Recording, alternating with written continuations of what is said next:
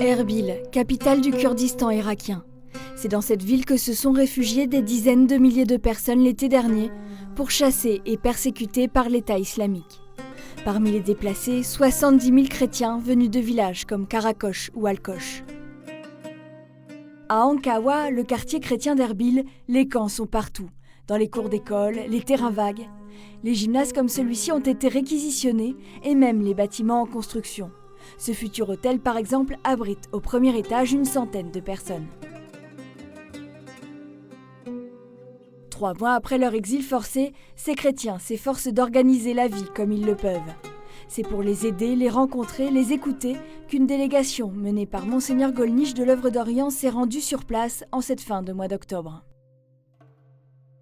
Ce voyage s'inscrit dans une continuité faite de plusieurs visites de la part de l'Église de France. C'était ce contact qui, au-delà de la nécessaire information mutuelle, participe aussi de communion d'église à église. Donc il est important aussi que les chrétiens, les prêtres, les évêques soient conscients que derrière eux, avec eux, des catholiques du monde entier, et même au-delà des catholiques, soient soucieux de ces situations et soient avec eux. Pendant 3 jours, les rencontres se sont multipliées avec pour priorité comprendre les besoins sur place et écouter la détresse de la population. Des hommes et des femmes sous le choc, abasourdis d'avoir dû tout quitter en une nuit. On est parti à minuit le 6 août parce qu'il y avait des affrontements entre les Peshmerga et le Daesh. Il y avait un embouteillage impressionnant parce que les gens partaient en voiture mais aussi à pied sur la route pour Erbil. Nous, on a pu prendre une petite voiture, on était 10 dedans. On est parti avec 2-3 vêtements et nos documents d'identité. On sait que Daesh voulait prendre nos filles et on sait ce qu'ils leur font. Si on a fui, c'est pour les sauver.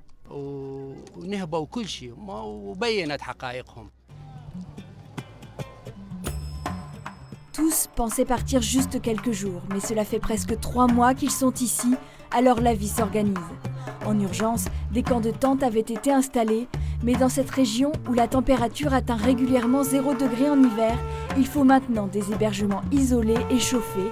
C'est pourquoi des camps de bungalows comme celui-ci remplacent petit à petit les tentes. Un bungalow tout compris avec l'équipement à côté, un bungalow c'est à peu près 3 500 €. Et on peut y loger 5-6 personnes. Il faut qu'on fasse des bungalows.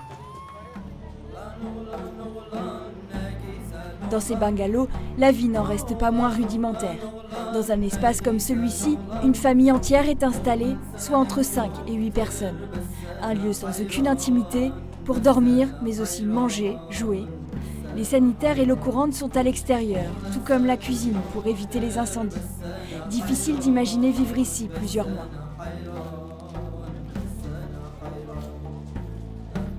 Autre projet important pour la vie ici, les écoles. 8 sont en train d'être construites, ainsi que des dispensaires grâce à l'aide venue du monde entier. On doit réfléchir en se disant que ça peut durer 2 ans, 3 ans, qui sait. On doit s'organiser et pas juste dire si Dieu le veut.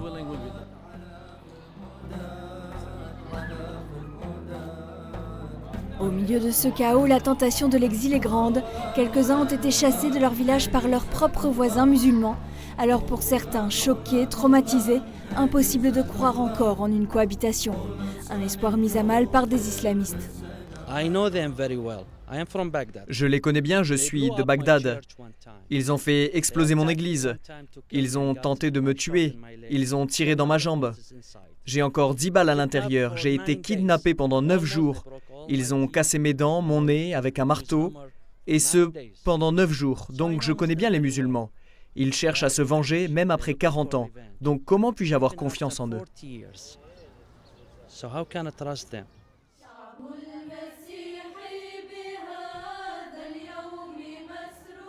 Face à cette question de partir ou de rester, les évêques, les prêtres, les religieux jouent un rôle clé.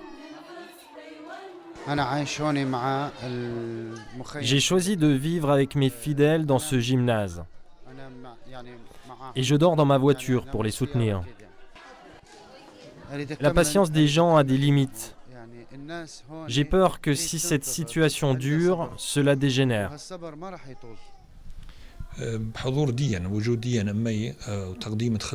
C'est notre rôle en tant qu'évêque, que pasteur, d'être présent avec eux, de subvenir à leurs besoins.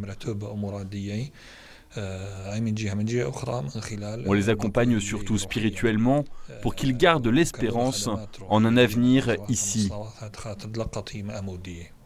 Notre terrain ici, on n'a pas volé. Ce n'est pas une chose qu'on a de voler, usurper. C'est un terrain qu'on a reçu comme héritage de nos pères. Et comme la chrétienté ici, ça date depuis les premières germes chrétiennes, ça serait vraiment une fierté pour nous de garder cet héritage-là, de le garder aussi, de rester toujours ici tant qu'on peut.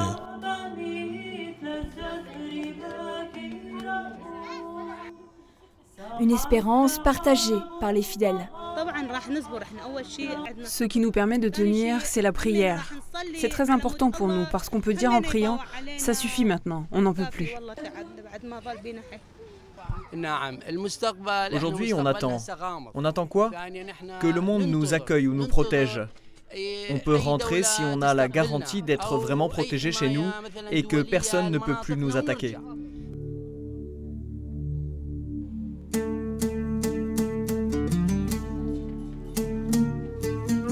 À Erbil, la vie se met en place doucement. Les enfants iront bientôt à l'école, les camps permettront de se protéger des intempéries, mais pour beaucoup ici, cela ne reste que du provisoire. Car tous espèrent dans quelques mois, voire dans quelques années s'il le faut, retourner chez eux, sur leur terre.